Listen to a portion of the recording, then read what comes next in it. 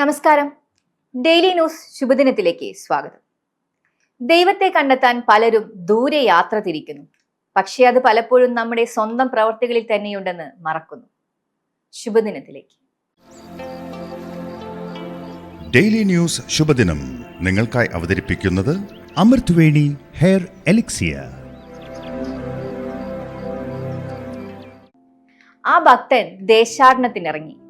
ദൂരെയുള്ള വിശുദ്ധ സ്ഥലത്തെ നദീതീരത്തെത്തിയപ്പോൾ അവിടെ സേവനം ചെയ്യുന്ന ശുശ്രൂഷകരെ കണ്ടു. അവർ ആ നദിയിൽ 3 നേരവും തീർത്ഥസ്നാനം ചെയ്യുന്നവരാണ്. എവിടെയാണ് ഈശ്വരനെന്ന് അയാൾ അവരോട് ചോദിച്ചു. ഈ നദിയാകുന്ന പുണ്യതീർത്ഥത്തിൽ എന്നായിരുന്നു അവരുടെ മറുപടി.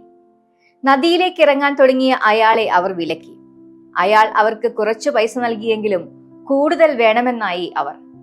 തന്റെ കയ്യിൽ അത്രയും പൈസയില്ലെന്ന് പറഞ്ഞെങ്കിലും അവർ കൂട്ടാക്കിയില്ല. അയാൾ അവരോട് ചോദിച്ചു, 3 നേരവും ഈ നദിയിൽ സ്നാനം ചെയ്തിട്ടും നിങ്ങൾ ഇതുവരെ ഈശ്വരനെ കണ്ടെത്തിയില്ലല്ലോ. അയാൾ തിരിച്ചു നടന്നു. കർമ്മങ്ങളിൽ ഈശ്വരനില്ലാത്തവരുടെ ജപങ്ങളിലും സ്നാനങ്ങളിലൊന്നും ഈശ്വരനുണ്ടാകില്ല.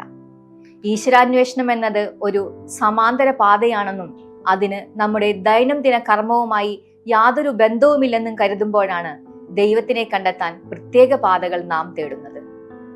ഓരോ ദിനത്തിലെയും കർമ്മങ്ങൾ പുണ്യമാക്കാൻ ശ്രമിക്കുന്നവർക്ക് പ്രത്യേക പുണ്യപാതയൊന്നും നിർബന്ധമില്ല.